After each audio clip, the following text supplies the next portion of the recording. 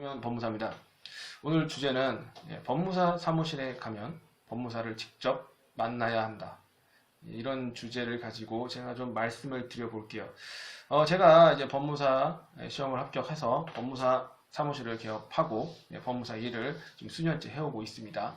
그런데 의뢰인분들도 그렇고 많은 분들을 만나보면 일단 입에 익어 있는 말이 있습니다. 저한테 많이 부르는 말이 뭔지 아십니까?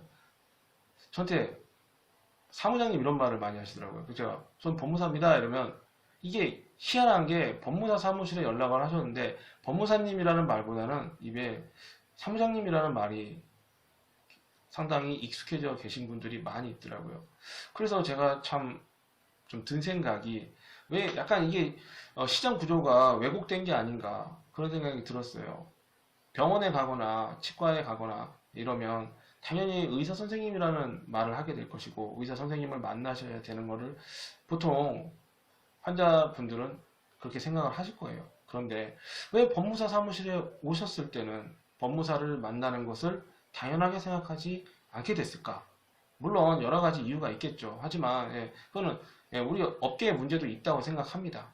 그렇지만 그런 것을 보면서 사실은 이것은 그렇게 바람직한 방향이라고는 저는 생각되지 않아요. 그래서 당연히 우리가 법무사 사무실에 오시면 법무사가 의뢰인을 만나서 상담을 해야 되는 것은 좀 기본적인 고객에 대한 예의라고 생각합니다. 그래서 저는 의뢰인분들도 법무사 사무실에 왔으면 법무사를 만나서 법무사 당연히 상담을 해야지 직접 자격증을 가진 사업자 등록을 한 그 자격사와 상담을 하는 게 당연합니다.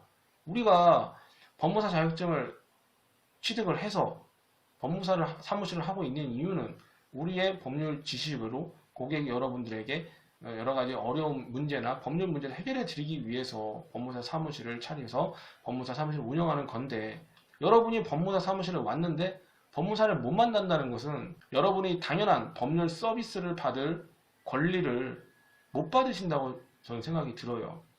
여러분 당연히 법무사를 만나셔서 그 법률 문제나 여러 가지 상황에 대한 그 컨설팅과 상담을 받으시고 문제를 해결하는 게 당연한 수순이라고 저는 생각을 합니다.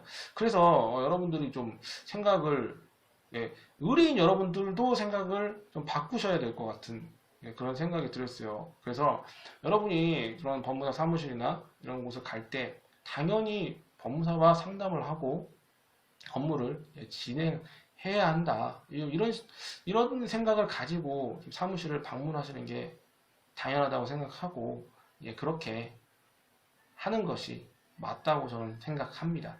그래서 여러분이 법무사 사무실을 가면 꼭 직접 법무사와 상담을 하시기를 부탁드리고 그것이 내가 법무사 사무실을 가서 법률 서비스를 제공받는 당연한 권리이고 이유라고 생각합니다.